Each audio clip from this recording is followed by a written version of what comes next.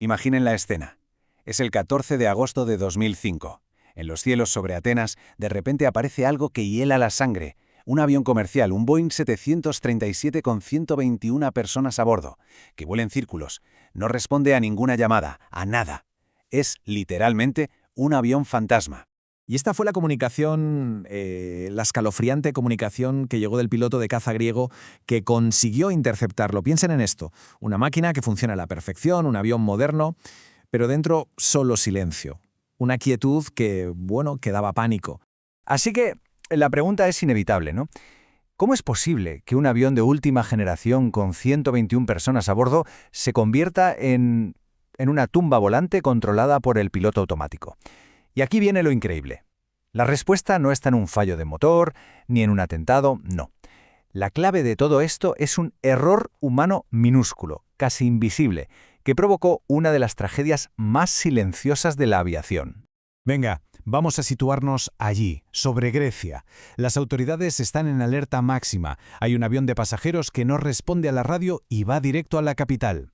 Estamos en 2005, el recuerdo del 11S está muy reciente, así que claro, todas las alarmas estaban literalmente al rojo vivo. Lo más desconcertante era que los radares todo parecía ir bien. El avión seguía su ruta, perfecto, con una precisión casi matemática. Pero claro, la realidad era otra. Los pilotos de los F-16 que se acercaron para escoltarlo, lo que vieron fue una auténtica pesadilla. Pasajeros quietos, inmóviles, con las máscaras de oxígeno ya caídas, colgando.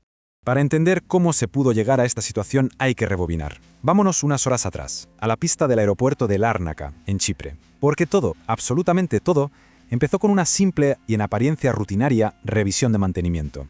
Y aquí está, el origen de toda la catástrofe. Un simple interruptor. Un pequeño interruptor que alguien se olvidó de poner en su sitio. Un error minúsculo, casi tonto, pero que tendría unas consecuencias, monumentales. Y lo peor de todo es que nadie se dio cuenta durante ninguna de las comprobaciones antes de despegar. Y esto que vemos aquí explica perfectamente la diferencia brutal, la diferencia entre la vida y la muerte. A ver, en modo auto, el avión se presuriza solo. Es un entorno seguro, se respira normal. Pero en manual, la cabina no se sella. A medida que el avión sube, el aire se escapa. Se convierte simple y llanamente en una trampa mortal. Claro, aquí está el punto clave, la desconexión total. Sonó una alarma en la cabina, una alarma crítica. Pero los pilotos la confundieron. Pensaron que era un aviso menor, un error de configuración para el despegue, porque el sonido era exactamente el mismo. Para cuando quizás empezaron a sospechar que algo iba muy mal, ya era tarde. Sus cerebros ya no recibían suficiente oxígeno. Y mientras el avión seguía subiendo y subiendo, un enemigo silencioso, invisible, empezó a tomar el control de todas y cada una de las personas a bordo. Un enemigo para el que el cuerpo humano a 30.000 pies de altura simplemente no está preparado, no tiene defensas. Hablamos de la hipoxia. Es que es muy traicionera, ¿sabe? No duele. De hecho, puede que hasta te sientas bien. Una especie de euforia, como si te hubieras tomado un par de copas. Los pilotos se sentían normales, incluso bien, mientras su capacidad para pensar, para resolver problemas, se iba apagando poco a poco, sin que se dieran ni cuenta. Es que la velocidad a la que todo se viene abajo es increíble. A 12.000 pies suena esa alarma que confunden. A 14.000 saltan las máscaras. Pero a 30.000 pies, a esa altitud, el tiempo que tienes para reaccionar antes de perder la consciencia es de menos de 1 minuto. Menos de 60 segundos. Una ventana de tiempo minúscula que se cerró en un suspiro.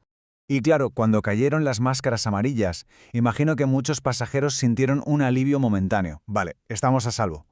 Pero esta es una de las partes más crueles de la historia. Esas máscaras solo tienen oxígeno para unos 12 minutos. 12. Y el avión siguió volando solo, en piloto automático durante casi 3 horas más. Es tremendo. Esta conversación es demoledora. Fíjense. El ingeniero en tierra le está dando la solución. Le está diciendo literalmente que tiene que mirar. Pero el capitán, con el cerebro ya afectado por la falta de oxígeno, está en otro mundo. Obsesionado con los ventiladores de refrigeración, que no tenían nada que ver. Ya no podía razonar. La comunicación estaba rota. Y justo cuando parecía que ya no había nada que hacer, con un avión lleno de gente inconsciente volando a la deriva, de repente los pilotos de los cazas que lo seguían ven algo. Algo que no tiene ningún sentido. Algo que convierte esta historia, ya de por sí trágica, en un relato de heroísmo, casi sobrehumano. Imaginen el shock de esos pilotos de combate. Llevaban casi 2 horas escoltando a un avión fantasma, viendo una cabina vacía, inerte. Y de repente, ven una figura moverse dentro. Alguien entra en la cabina. Había alguien consciente a bordo. Alguien que contra todo pronóstico seguía luchando. Y ese héroe tenía nombre. Andreas Prodromou. Era uno de los auxiliares de vuelo. ¿Por qué él? Bueno, parece que su increíble forma física, era atleta y buceador experimentado, le ayudó a aguantar más la falta de oxígeno. Consiguió llegar hasta la cabina usando las botellas de oxígeno portátiles que hay para emergencias. Una auténtica proeza. Andreas, que tenía algo de formación como piloto, se sentó a los mandos. Tomó el control. Intentó salvar el avión. Incluso llegó a lanzar una llamada de Mayday. Pero ya nadie estaba en la frecuencia correcta para oírle. Era demasiado tarde. El avión se había quedado sin combustible y los motores, primero uno y luego el otro, se apagaron. No tenía ninguna oportunidad. Y a las 12:04 del mediodía, el vuelo 522 se estrelló contra una colina. Se acababa el vuelo fantasma. Pero empezaba la investigación. Una investigación que no solo confirmaría la causa, sino que sacaría a la luz una verdad forense absolutamente terrible. Y sobre todo, unas lecciones que iban a cambiar la seguridad en la aviación para siempre. Y quizás esta es la parte más difícil de asimilar de toda esta historia. La investigación forense descubrió algo espantoso. En el momento del impacto, la gente no estaba muerta. Sus corazones seguían latiendo. Estaban vivos, sí, pero en un coma profundo e irreversible del que nunca iban a despertar. Pero de una tragedia tan terrible, al menos salió algo. La muerte de esas 121 personas sirvió para que la aviación aprendiera.